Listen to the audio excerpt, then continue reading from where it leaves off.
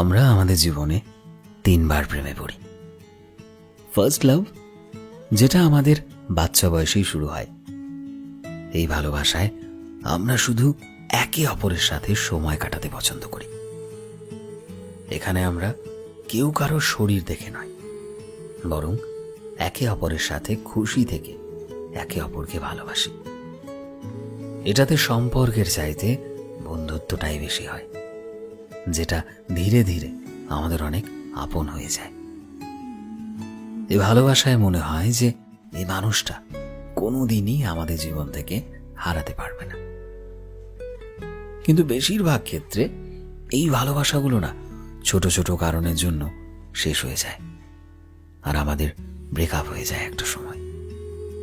তারপর আমরা আমাদের জীবনে দ্বিতীয়বার ভালোবাসায় পড়ি, আর এই দ্বিতীয়বার ভালোবাসায় পড়ার পর আমরা মনে করি এটাই তো আমাদের জীবনের সেই ভালোবাসা যেটা আমি এতদিন ধরে খুঁজে এসেছি।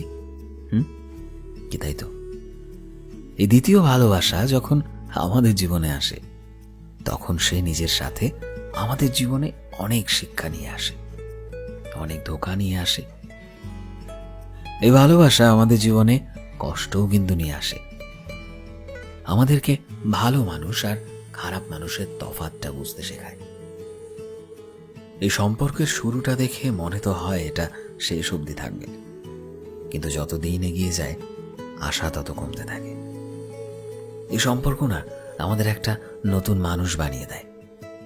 আর যখন তুমি এই সম্পর্কের থেকে বের হবে, তখন তুমি নিজেকে একজন আলাদা মানুষ হিসাবে দেখতে পাবে। এই সম্পর্কে তুমি বড় হয়ে ওঠো, ম্যাচিওর হও। তুমি যখন এই সম্পর্কের থেকে বের হও, তখন তোমার মনে হয় যেন এই জীবনে তোমার দ্বারা আর কোনো প্রেমই হবে না।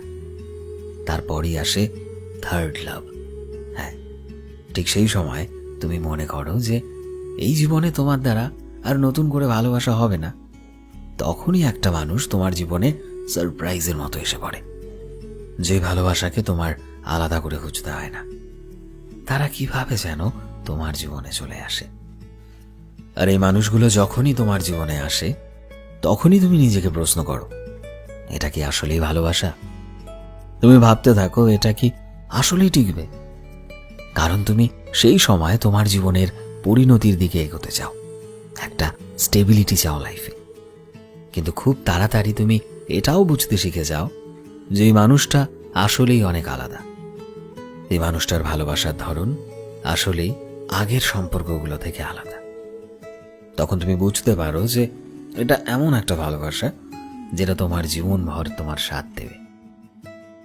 তোমরা একে অপরকে বিশ্বাস করতে শুরু করো, দুজনের মাঝে কোনো হারানোর ভয় থাকে না। তোমরা বুঝতে পারো যে তোমরা শুধু দুজন দুজনের জন্যই। তুমি ভগবানকে বারবার এটাই বলো, থ্যাংক ইউ এই মানুষটাকে আমার জীবনে এনে দেওয়ার জন্য। আর তারপর এই ভালোবাসার শুভ পরিণয় ঘটে, আর সারা জীবন তোমার সাথে থেকে যায়, তোমার সাথে তোমার ভরসা আর সত্যিকারের ভালোবাসা হয়ে।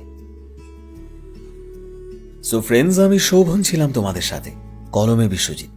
ভিডিওটি কেমন লাগলো অবশ্যই কমেন্টে জানিও। এই মুহূর্তে তুমি যদি আমাদের ফেসবুকে দেখে থাকো, তবে প্লিজ আমাদের পেজটিকে ফলো করে দিও।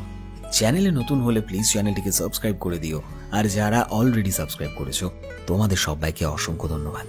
দেখা হচ্ছে নতুন একটা দিনের নতুন একটা ভিডিওতে। টিল দেন সবাই ভালোবাসায় থেকো এবং সবাইকে ভালোবাসায় রেখো। Thank you.